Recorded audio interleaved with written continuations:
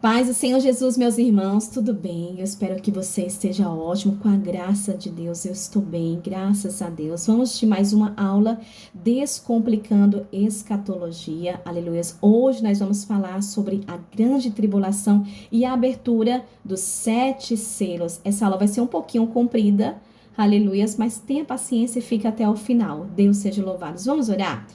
Pai, em nome do Senhor Jesus, nós nos prostramos em Tua presença, reconhecemos que não há outro Deus além de Ti e queremos Te pedir, meu Deus, que o Senhor venha nos ajudar, venha abrir o nosso entendimento e o nosso coração. Em nome do Senhor Jesus, repreenda todo obstáculo, caia por terra em nome do Senhor Jesus. Aleluias, Deus seja louvado. Abra comigo em Daniel, no capítulo 9, a partir do versículo 27. Esse rei fará com muitos povos um acordo que durará 7 anos, mas, quando passar metade desse tempo, ele acabará com os sacrifícios de animais e com as ofertas de cereais no templo, o grande terror. Aleluias. Será colocado no lugar mais alto do templo e ali ficará até que aquele que fez isso seja destruído, conforme Deus resolveu, conforme Deus quis, conforme Deus determinou, porque tudo está debaixo da permissão de Deus. Aleluias.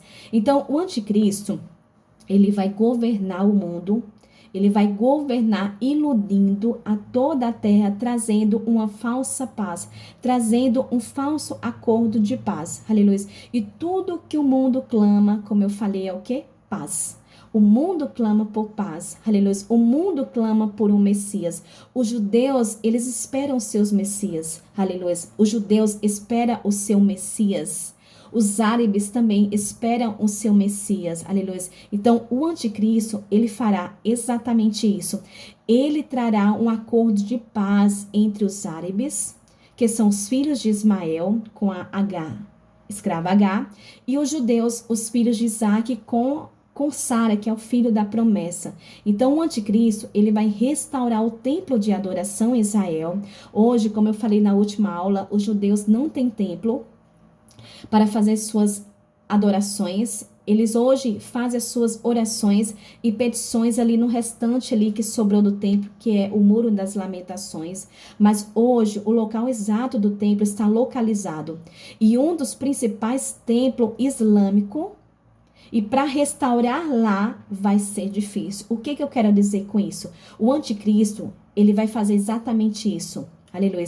Ele vai fazer algo que ninguém conseguiu fazer até hoje. Ele vai conseguir, ele vai unir esses irmãos. Aleluia. E isso não é bom, Liliane? Ele não vai trazer a unidade entre os judeus e os árabes? Aí deixa aqui um comentário aqui embaixo. O que você acha? Qual é a sua opinião sobre isso? Aleluia. O anticristo, juntamente com o seu falso profeta, ele fará grandes sinais, maravilhas, milagres sobrenaturais. E quem não gosta disso, não é verdade? As pessoas em si, elas gostam de espetáculo. Elas gostam de que tudo venha impressionar. Elas gostam de sinais. Aleluia. E lá em Mateus, no capítulo 24, no versículo 23, diz: portanto, se alguém disser para vocês, vejam, o Messias está aqui, ou o Messias está ali, não acreditem, porque aparecerão falsos profetas e falsos messias e fará milagres e maravilhas para enganar, se possível, até o povo escolhido de Deus. Preste atenção. Eu estou lhe dizendo tudo isso antes que aconteça. Deus não quer pegar ninguém despercebido, desapercebido, ninguém. Por isso que Deus está alertando, está falando antes, com antecedência. Então vamos lá? Lá em Apocalipse, no capítulo 5, no versículo 2, diz: e vi um anjo forte, bradando com grande voz: quem é digno de abrir o livro e desatar os seus selos? E ninguém nos céus, nem na terra, nem debaixo da terra podia abrir o livro, nem olhar para ele. E eu chorava muito, porque ninguém foi achado digno de abrir o livro, nem o de ler, nem de olhar para ele. E disse-me um dos anciões: não chore. Eis aqui o leão da tribo de Judá, a raiz de Davi, que venceu para abrir o livro e desatar os seus 7 selos, e cantaram um novo cântico digno, é o de tomar o livro e de abrir os seus selos, porque fostes mortos, e com o teu sangue nos compraste para Deus toda tribo e língua e povo e nação. Aleluia. Jesus conquistou o que ninguém conseguiu conquistar. Jesus conquistou autoridade nos céus e na terra. Aleluia. E ele conquistou essa autoridade não porque ele foi filho de Deus, não porque ele é filho de Deus. Ele conquistou essa autoridade através de renúncia, através de jejum, através de oração e principalmente através da cruz, do sacrifício da cruz. Aleluia. E por este motivo, ele recebeu toda a autoridade nos céus e na terra. Aleluia. E sabe o que essa passagem aqui me ensina? Não se conquista autoridade sem fazer nada. Aleluia. Só se conquista autoridade através de renúncia. Só se conquista autoridade através da cruz de Cristo. Se você não passar pela cruz de Cristo, você e eu não teremos nenhuma autoridade. Aleluia. E aí, voltando aqui o selo nos tempos bíblicos era um lacre. Lá em Daniel 6:17 fala sobre isso. Era um lacre que fechava as cartas dos reis. Lá em 1 Reis 21:8 diz: era um carimbo que lacrava e só podia abrir aquele que era destinatário para abrir. Aleluia. Aquele que era digno para abrir os selos. E aqui, na grande tribulação, ela inicia com a abertura desses selos, que o próprio Cristo abre. Como eu falei, Deus, ele tem autoridade sobre tudo, sobre os céus e a terra. Assim, por permissão de Deus, Satanás vai ter uma permissão para trabalhar aqui na terra, assim como ele foi permitido tocar na vida de Jó. Ele vai ter permissão de trabalhar aqui na terra. Por permissão agora de Cristo, o anticristo terá permissão para trabalhar na terra. Lembra quando eu falei ali lá no deserto? Tem uma passagem que nós podemos falar aqui no deserto, quando Jesus estava no deserto, quando Satanás ele foi tentar Jesus, o que ele falou? Lá em Mateus 4:8 diz, novamente: o transportou o diabo a um monte muito alto e mostrou-lhe todos os reinos do mundo e a glória dele, e disse-lhe: tudo isso lhe darei, se prostrando me adorás. Por que ele ia dar para Cristo? Por quê? Porque naquele momento a autoridade do mundo estava sobre Satanás. Essa autoridade foi dada ao homem lá no Jardim do Éden, mas por conta do pecado, o homem perdeu essa autoridade e aí foi colocada sobre Satanás. Só que depois da cruz, Cristo tomou essa autoridade e hoje ele tem autoridade nos céus e na terra sobre todas as coisas. Aleluia, Deus seja louvado. E aqui lá em Apocalipse, no capítulo 6, no versículo 1, vamos dando início aqui. Vi quando o cordeiro, tá vendo que abriu? O cordeiro, foi o cordeiro que abriu. Vi quando o cordeiro quebrou o primeiro dos 7 selos e ouvi um dos 4 seres viventes dizendo, como se fosse um som de trovão: venham! Vi então, e eis um cavalo branco, o seu cavaleiro tinha um arco, e foi-lhe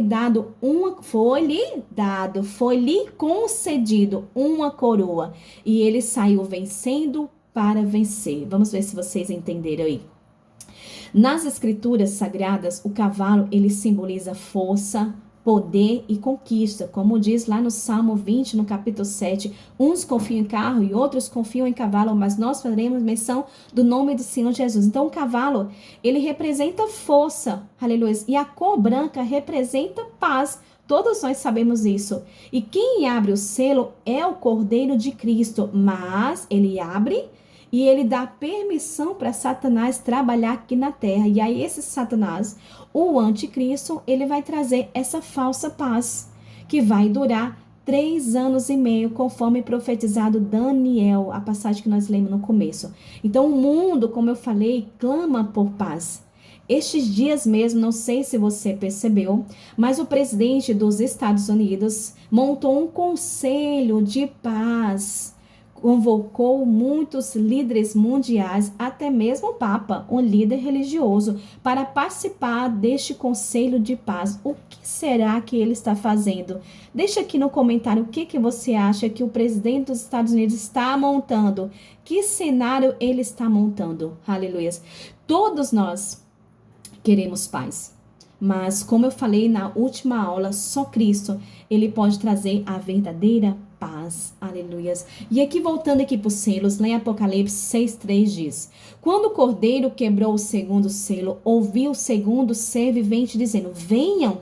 E saiu um cavalo que era vermelho, e ao seu cavaleiro foi-lhe dado, como eu falei, foi dado a permissão, foi-lhe dado o poder para tirar a paz da terra e fazer com que os homens matassem uns aos outros. Também foi dada uma grande espada.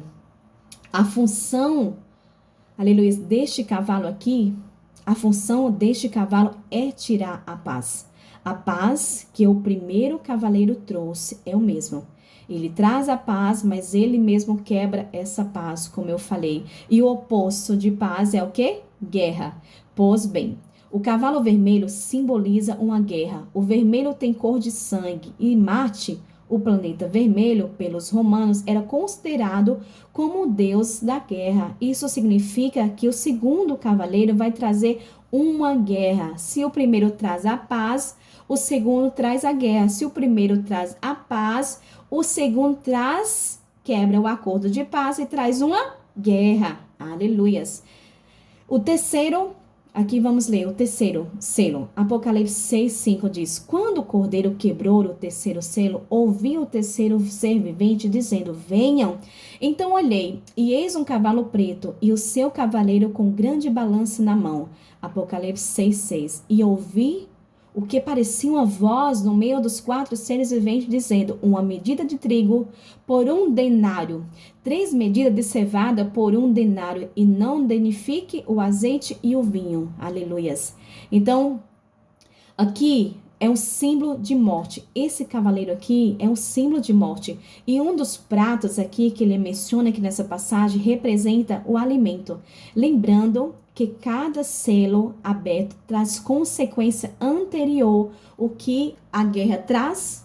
A guerra traz o quê? Fome. A guerra traz escassez. Aleluia. A escassez deste tempo fará com que os preços dos alimentos subam, ao ponto que o pai de família gaste todo o seu salário com alimentos básicos. O que vocês têm visto? Os alimentos subindo.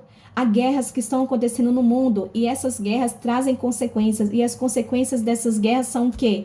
O alimento cada vez mais vai subindo. Aleluia. E não tem como lembrar de uma passagem na Bíblia que eu estava lembrando aqui. Lá em 2 Reis, no capítulo 6, no versículo 26, quando o povo de Samaria ele foi cercado pelos sírios, se eu não me engano, aleluia, por Ben-Hadad, ele foi cercado. E quando eles cercaram o povo da Samaria, por ter desobedecido a Deus, quando eles cercaram, eles começaram a sofrer o quê? Fome, que é o que traz. A guerra traz fome. Eu vou ler aqui para vocês. 2 Reis, capítulo 6, no versículo 26.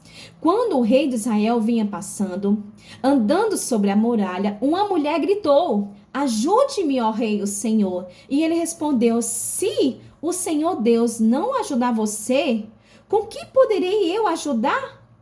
Com eira ou com lagar? E o rei acrescentou: qual é o teu problema, mulher?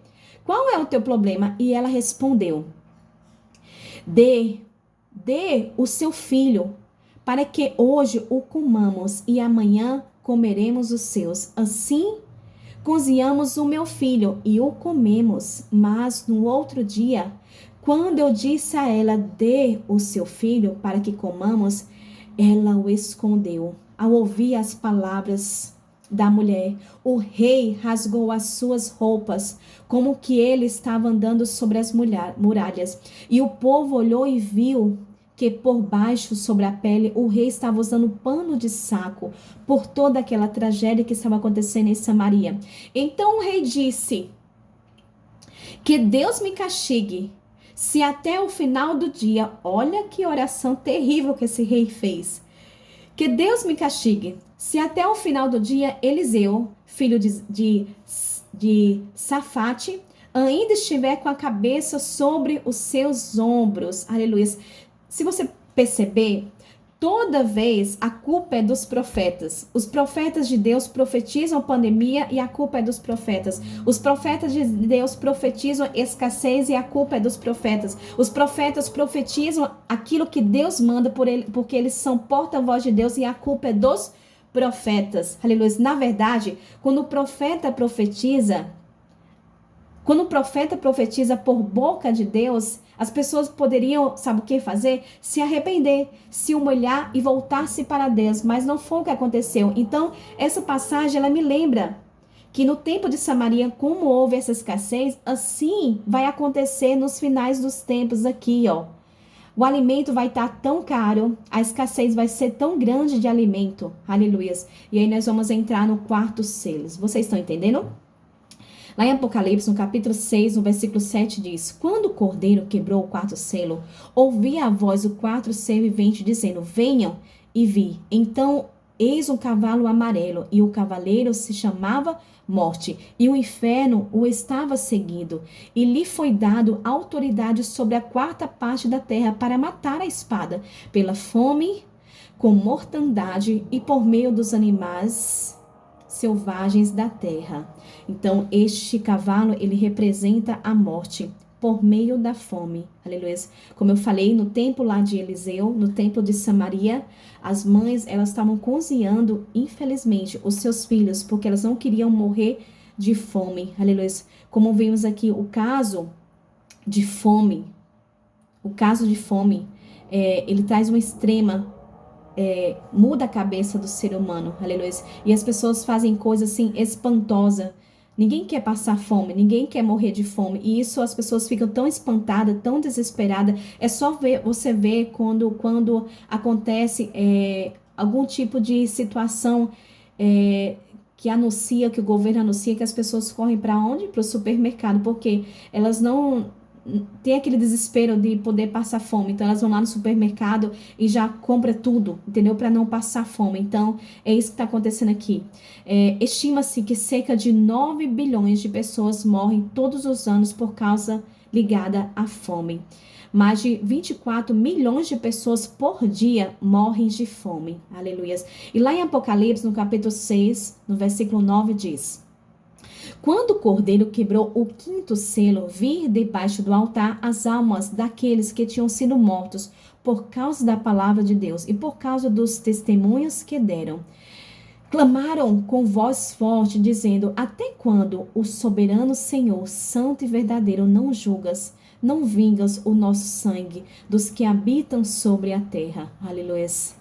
Estes 5 aqui, ele revela tempos de grande perseguição religiosa sem igual.